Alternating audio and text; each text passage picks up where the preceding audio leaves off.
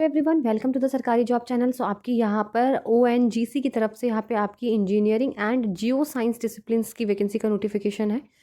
Video अच्छी लगी तो लाइक एंड शेयर ज़रूर करिए। तो ये ONGC पब्लिक सेक्टर एंटरप्राइजेज है, crude oil and natural gas company. यहाँ पे आपकी क्लास 1 एग्जीक्यूटिव पोजीशन की इंजीनियरिंग एंड जियो साइंस में आपकी वैकेंसी है। ठीक है, अगर बात करते हैं यहाँ पे आपकी सबसे पहली पोस्ट 1 है E1, जिसमें आपकी बेसिक पे होने वाली है 60,000 से लेके 1,80,000 तक।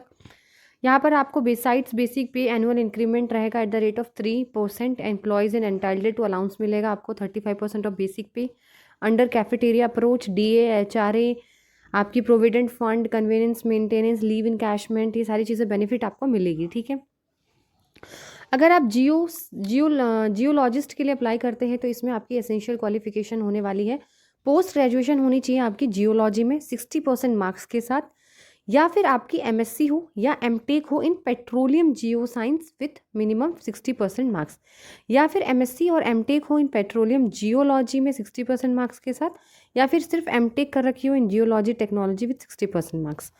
ठीक है, सैलरी मैं आपको बता चुकी हूँ, पे लेवल 60,000 से लेके 1,80,000 तक रहने वाला है।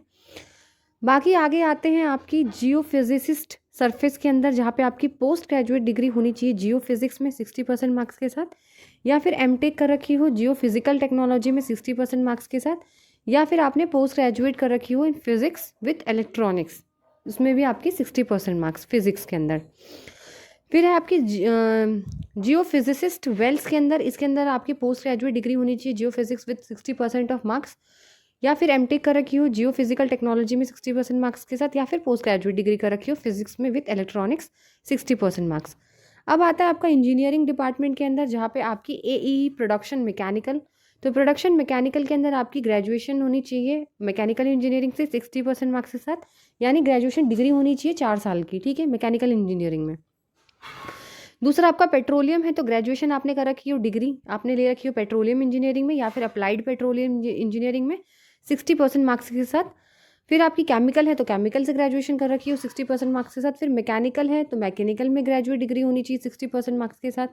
पेट्रोलियम है तो पेट्रोलियम में आपने ग्रेजुएशन कर रखी हो 60% मार्क्स के साथ।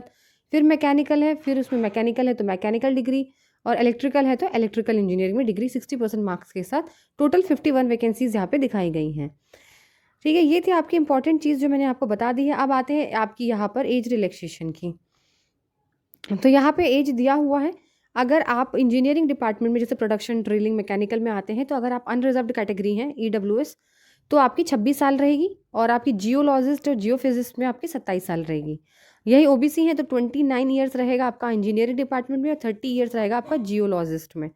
SC/ST 31 रहेगी इंजीनियरिंग में, और 32 रहेगी जियोलॉजिस्ट में। PWBD का भी इसी तरीके से दिया हुआ है, अगर आप जनरल EWS में हैं तो 36 इंजीनियरिंग और 37 जियोलॉजिस्ट में। OBC है तो 39 और 40। SC/ST है तो 41 इन इंजीनियरिंग और 42 जियोलॉजिस्ट में। ऐसे एक्स सर्विसमैन की दी हुई है, 31 ईयर्स है आपकी इंजीनियरिंग में और 32 है आपके जियो में। OBC में 31 इंजीनियरिंग, 32 आपके जियोलॉजिस्ट। फिर SC/ST 31 और 32 जियोलॉजिस्ट में।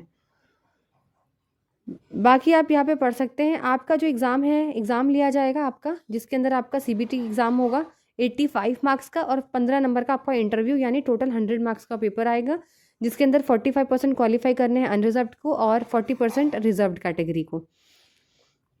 CBT में क्या क्या आएगा देख लीजिए। सबसे पहले CBT में पेपर 1 आपका पार्ट 1 के अंदर आपका आने वाला है मैकेनिकल, केमिकल, पेट्रोलियम, जो भी आपका सब्जेक्ट होगा उससे 40 क्वेश्चन।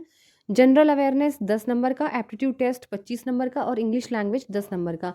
टोटल आपका 85 मार्क्स हो गए। ठीक है, और नेगेटिव मार्किंग यहाँ पे नहीं होगी। 2 घंटे का टाइम दिया जाएगा आपको, 2 घंटे का टाइम मिलेगा, नेगेटिव मार्किंग यहाँ पर नहीं है।